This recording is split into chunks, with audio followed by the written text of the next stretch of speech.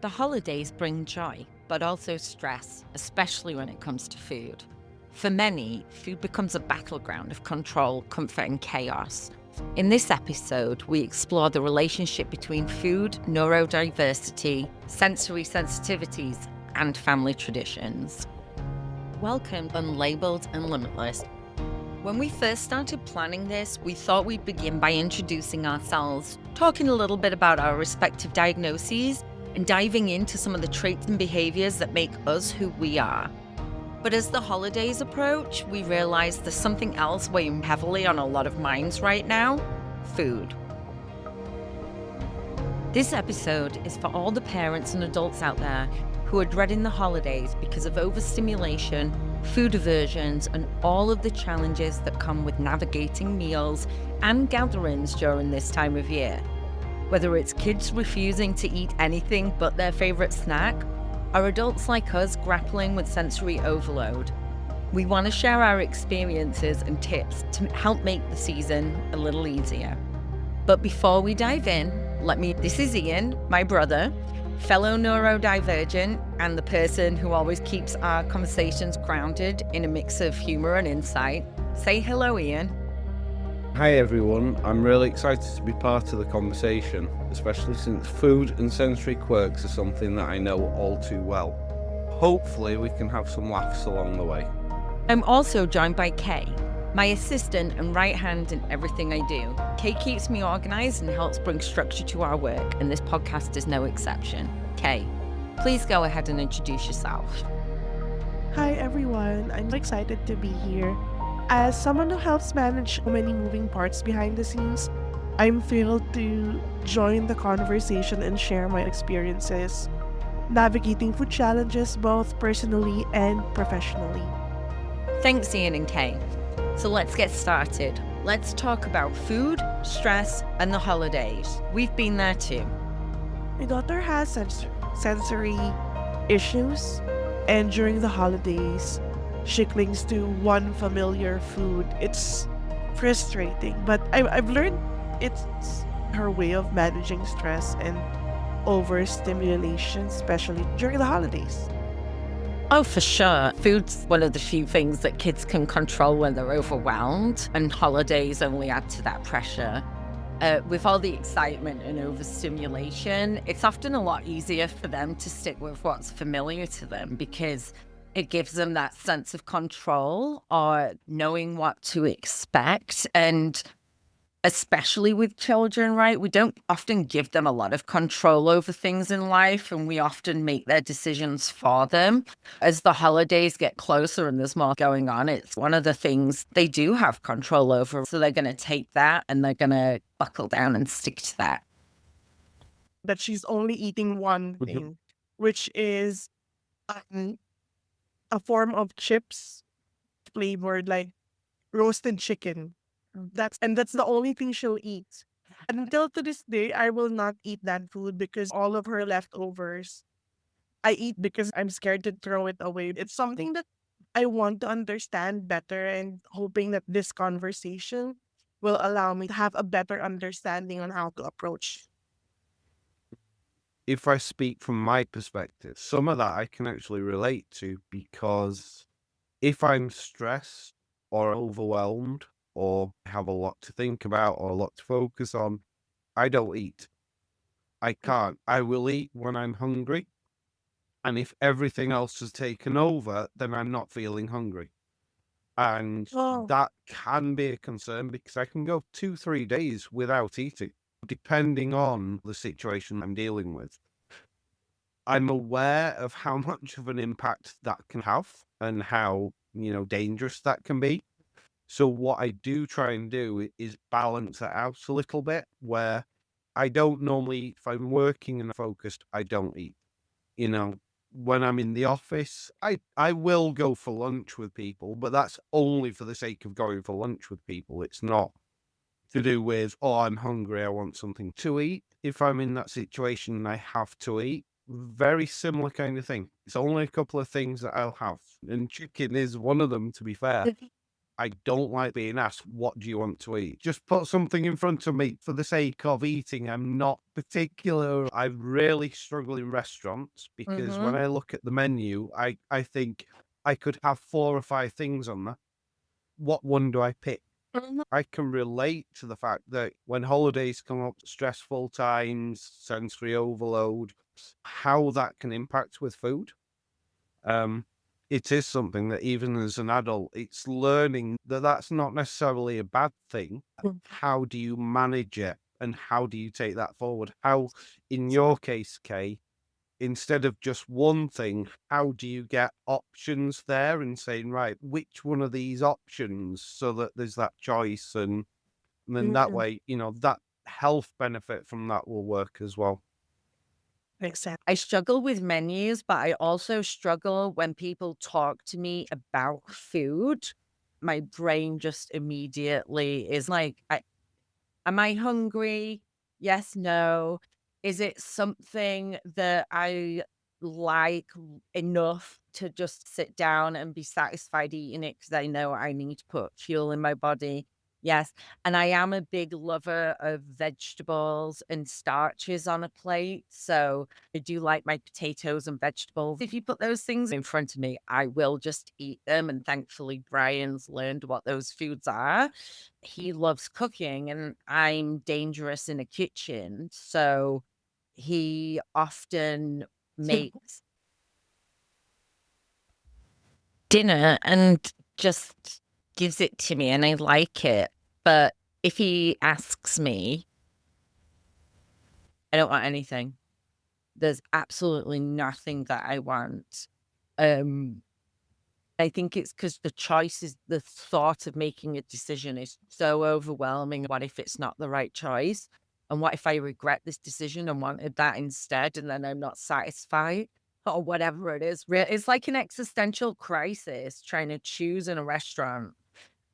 Whenever I was talking about this in the WhatsApp chat for my school the other day, when I have to go to a function where they want to know in advance what kind of a meal I want, we actually check it out and see kind of like what style of food serving. Generally, I opt for a vegetarian because I know that I'm going to be less grossed out by whatever's on my plate than if I go with the meat option.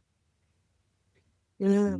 It's hard to do Mystery meat meat. on. No, even if it's not mystery meat, right? If you're doing chicken for 100 people, it's hard to do chicken for 100 people, and it's just like, I don't know, it's stressful. I usually go for the vegetarian option so that I don't sit there picking at my food, trying to find veins in the chicken and bits of fat in the beef. I'm out in public and people might stare at me. I think that's a really good look into a different perspective because I just mentioned that our relationships with food is intimate, and hearing Ian say that I don't eat when I'm not hungry, it's like, okay, so that's an entirely different perspective. It's nice to know that it's not for something else. It's not for enjoyment. I wanted to ask if are there any types of food that you enjoy to eat, or will everything be just for nourishment, just so you stay alive? I see. It's an entirely different perspective, and it's nice to look at it. So yes, I'll go ahead and try options for Zoe to have.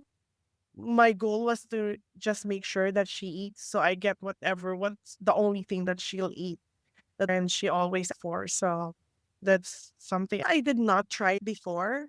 I think I'll go ahead and not put a range of options in there that she'll have a hard time deciding which one to choose, and considering the sensory issues and all that. So yeah, thank you.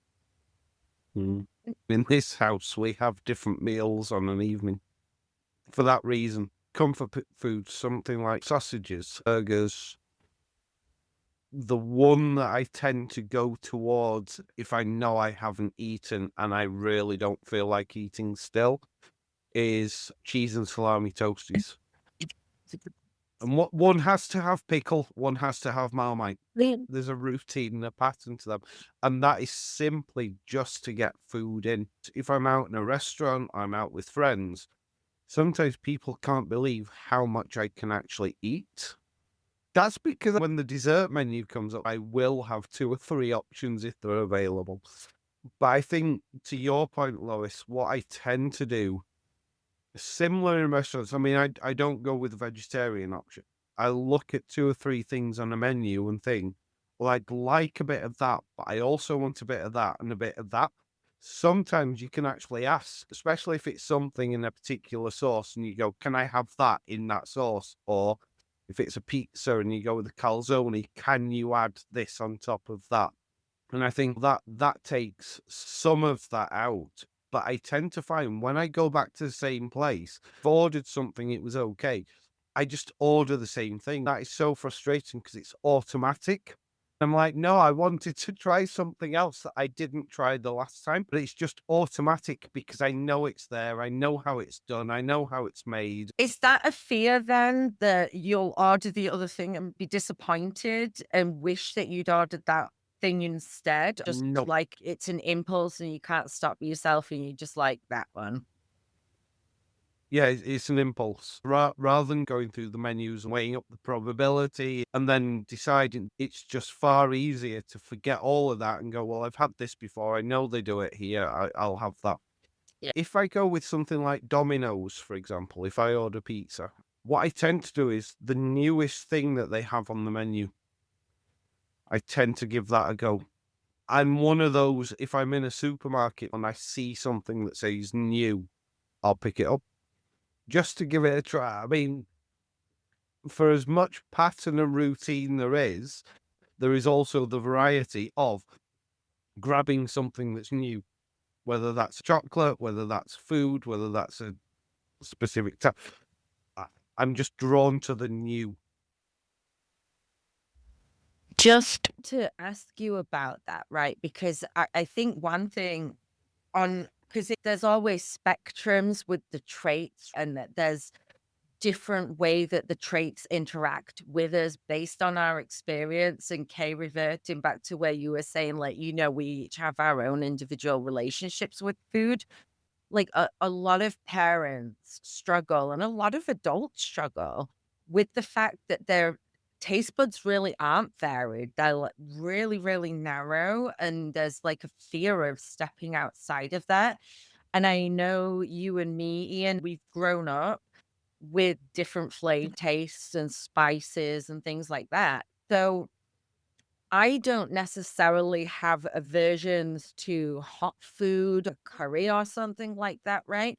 But I do have an aversion to certain things presented in certain ways. The idea of cold soup or chicken stew is, like, really bizarre to me, and there's just things that, like, a kind of turkey burger, I couldn't eat it, and it would make me I'd be physically unable to eat it because my brain can't comprehend the actual object or how the thing is being presented to me, and I really, really struggle. For years, I would only eat potatoes as roast potatoes or chips. I hated mashed potatoes or boiled potatoes or anything else. Over the years, I've learned to kind of like jacket potatoes as long as they're just covered in tons of butter, but still can't do the boiled potatoes. And there's other things where I can have it in one form, but I can't eat it in another. My brain knows it's not going to hurt me. It knows it's not a bad thing. But my body's just like, there's something wrong with that, or that doesn't belong in there. For neurodiverse people, or is it just, have you met anyone like you before? I should know what is in this soup. I should know what's in this bowl. Lois, what about you? You really have to know. I It's a must. Well, it is and it isn't, right? Because sometimes I can eat a burger in most places, and hey, you don't always know with a burger, right?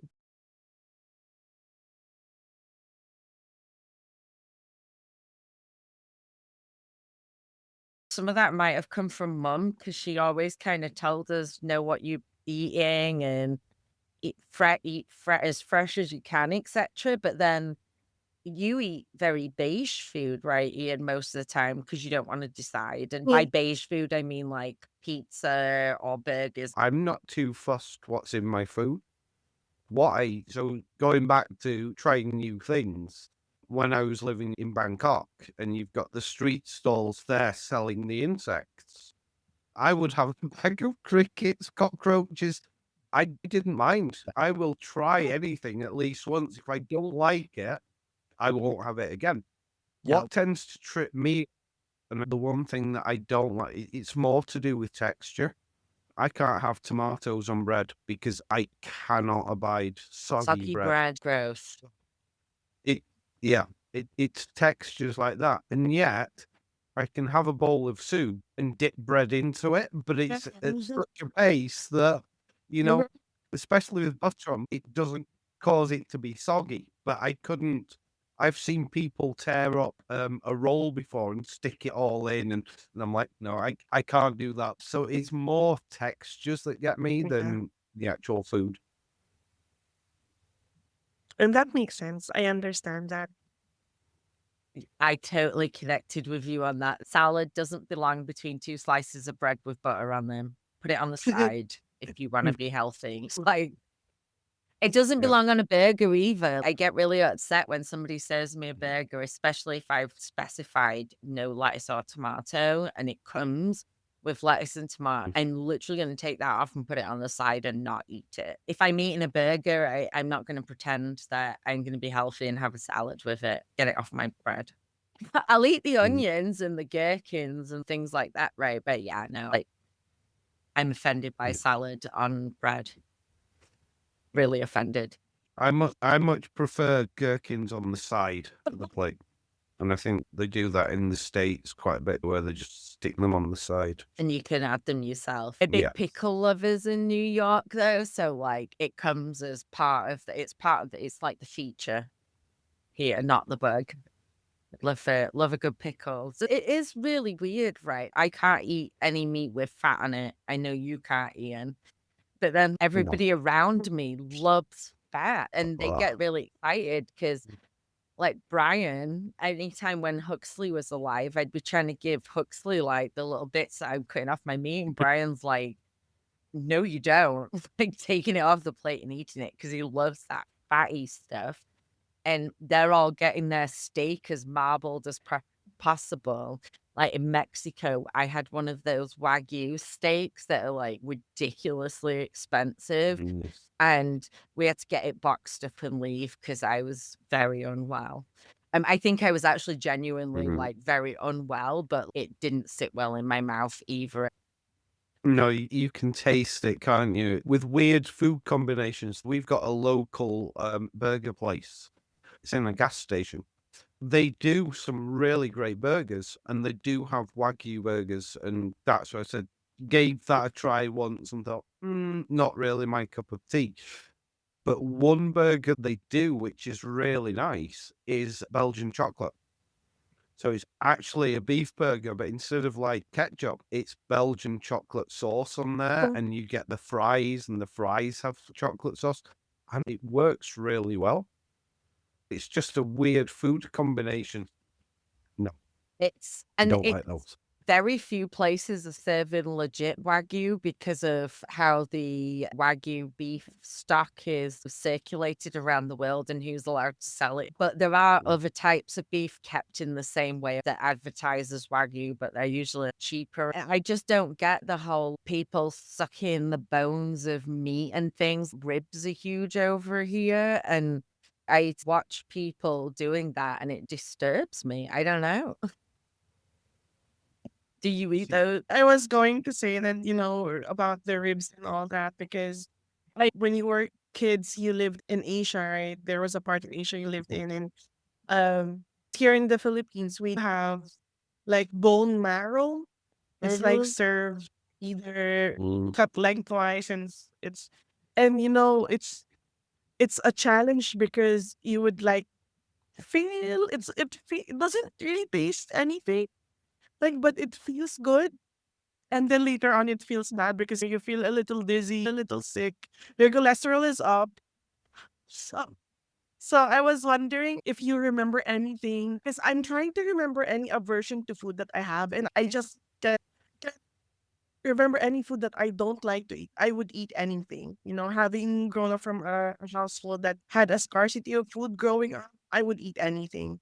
But there's one thing that I will actually, I don't do it until is to eat with my hands. I don't like getting my hands dirty. For a culture where you use your hands a lot, there's a certain enjoyment when you use your hands to eat. I just don't get it. So I was wondering if you can share stories about you growing up and the food around you.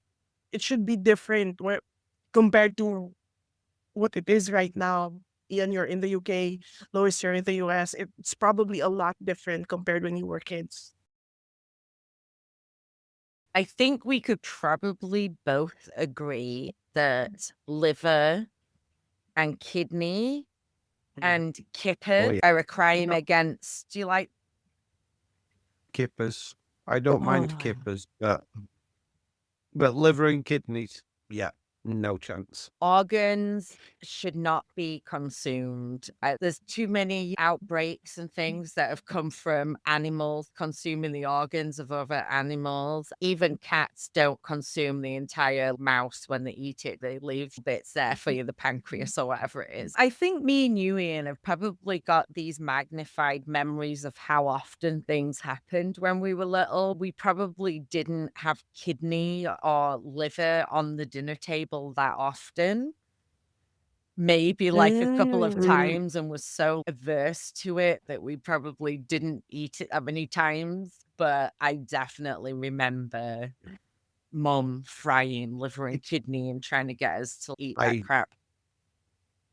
Yes, I was going to say that was, I think, torture as a child because there were many occasions where that was being done, and then we would refuse to eat. But then other things like cod liver oil tablets and yeah, That was all of those. Nana. No, that was cod liver oil. So that was she had cod liver oil, but mom had the tablets because she went, "Try these; they're not as bad until you bit into once." Wait, you just Yeah, you're not supposed to bite into. I know, but there were times with kip, as I say, I don't mind. What I don't like with fish is when there's a lot of bones and you're then having to pick bones out from everything.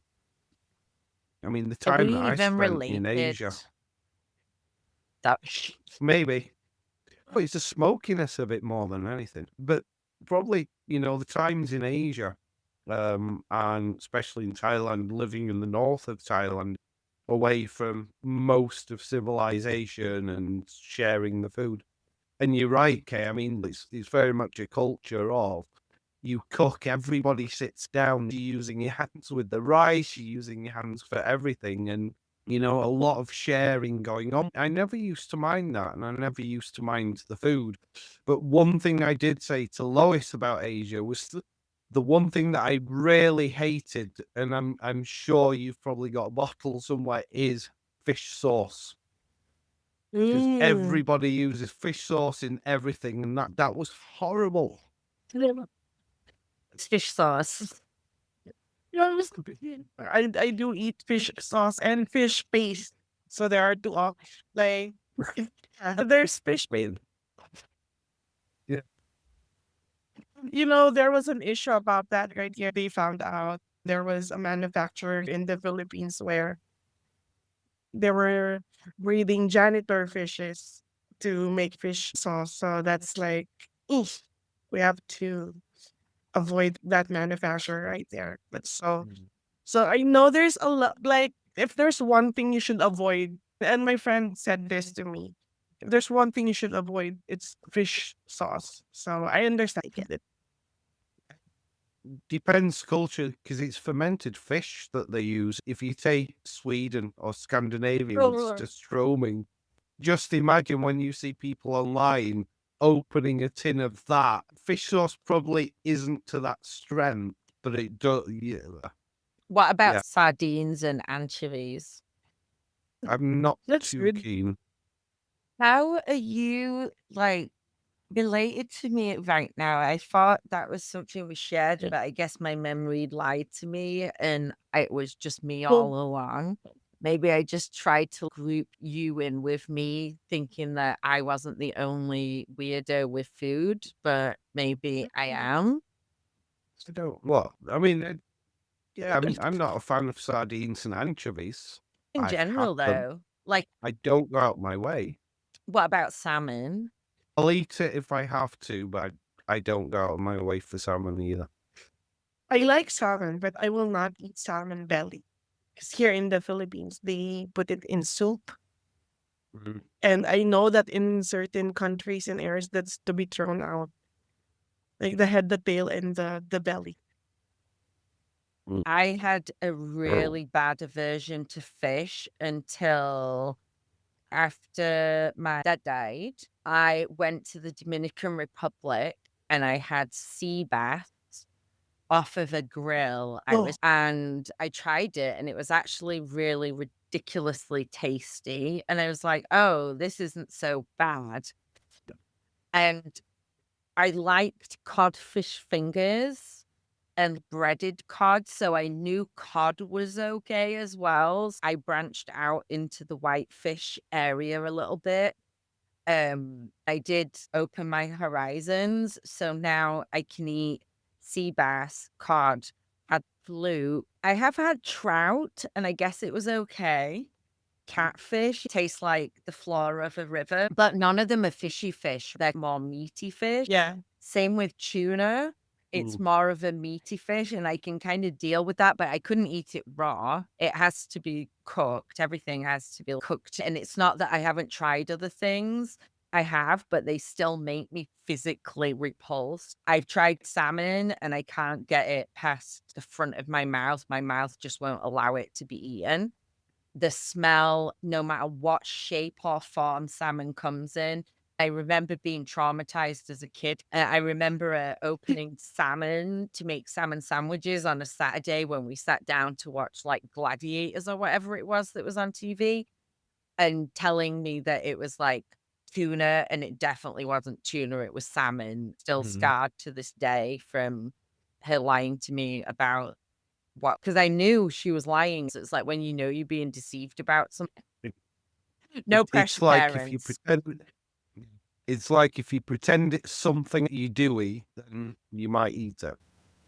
I mean, I get the rationale, but now, because of parental deception, regardless of the good intent or financial necessity, I have a deep skepticism of foods masquerading as other foods or lurking around in dishes they don't belong in.